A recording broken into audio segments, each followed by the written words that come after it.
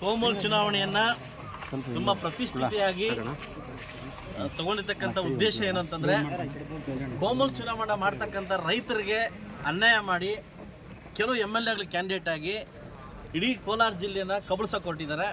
ಅದಾಗಬಾರ್ದು ಅನ್ನೋ ಕಾರಣಕ್ಕೋಸ್ಕರವಾಗಿ ಮುಳಬಾಗಲ್ ತಾಲೂಕಿಂದ 3 ಕ್ಯಾಂಡಿಡೇಟ್ನ ಆಯ್ಕೆ ಮಾಡಿದ್ದೆ. 2 ಜೆಂಟು ಮತ್ತು 1 ಲೇಡಿ.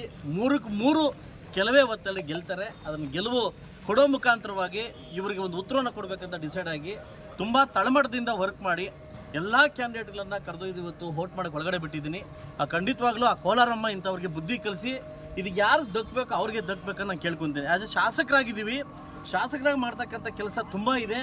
ಅದನ್ನು ಬಿಟ್ಟು ನಾವು ರೈತರ ಒಂದು ಹಕ್ಕನ್ನು ಕಬಳಿಸೋಕೆ ಏನು ಈ ಶಾಸಕರು ಹೊರಟಿದ್ದಾರೆ ಅದು ಖಂಡಿತವಾಗ್ಲೂ ರೈತರು ಸಿಗಬೇಕನ್ನೋದು ನನ್ನ ವೇದನೆ, ನನ್ನ ಮನಸ್ಸಿನ ಮಾತು.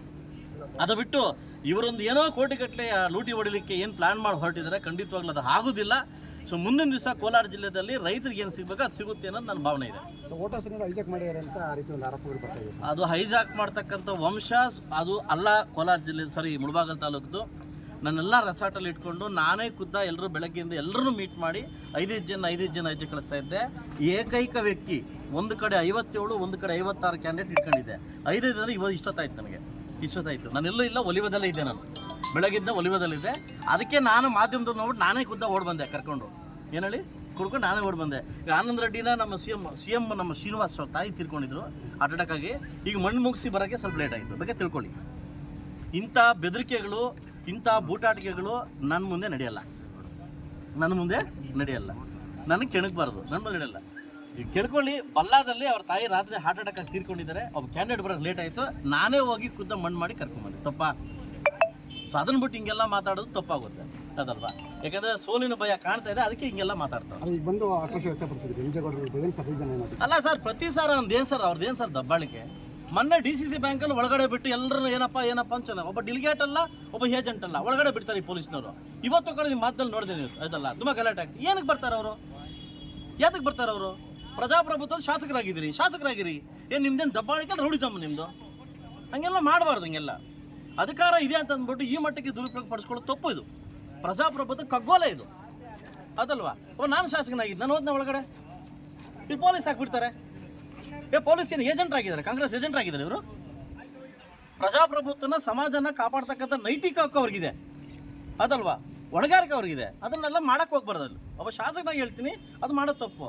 ಅವರೇನೋ ಒಂದು ಮರ್ಯಾದೆ ಕೊಡ್ತಾರೆ. ಆ ಮನೆಗೆ ದೊಡ್ಡ ಮನಸ್ಸಿಗೆ ಮರ್ಯಾದೆ ಬೇಡವಾ? ಹೋಗ್ಬೇಕೋ ಬೇಡ ಅಂತ ಗೊತ್ತಾಗೋದು ಬೇಡವಾ?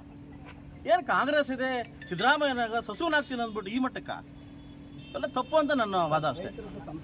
ಹೌದು ಸರ್. ನಾನು 1 ತಿಂಗಳಾಗಿದೆ ನಾನು ನಿದ್ದೆ ಮಾಡಿ. ಯಾಕಂದರೆ ರೈತರ ವಿಚಾರದಲ್ಲಿ ರೈತರಿಗೆ ಹೋಗ್ಬೇಕಂತ ಹಕ್ಕನ್ನು ಕಬಳಿಸ್ಲಿಕ್ಕೆ ಯಾವತ್ತರ ಶಾಸಕರು ಹೊರಟಿದ್ದಾರೆ. ಇದಕ್ಕೆ ಉತ್ತರ ಕೊಡ್ಬೇಕನ್ನೋದೇ 3 ಕ್ಯಾಂಡಿಡೇಟ್ ತೊಗೊಂಡಿದ್ದು ನಾನು. ಎಷ್ಟು? 3 ಕ್ಯಾಂಡಿಡೇಟ್ ಹಾಕಿದ್ದೀನಿ ನಾನು. 3 ಗೆಲ್ಲಬೇಕಂತ 25 ದಿವಸದಿಂದ ಪ್ಲಾನ್ ಮಾಡಿ ವರ್ಕ್ ಮಾಡಿದ್ದೀನಿ. ಖಂಡಿತವಾಗ್ಲೂ ರೈತರಿಗೆ ಸಿಕ್ಕುತ್ತೆ, ರೈತರಿಗೆ ಸಿಗಬೇಕು. ಅದರ ಹಕ್ಕು ರೈತರಿಗೆ ಸಿಗಬೇಕೆ ನನ್ನ ವಾದ ಅಷ್ಟೇ.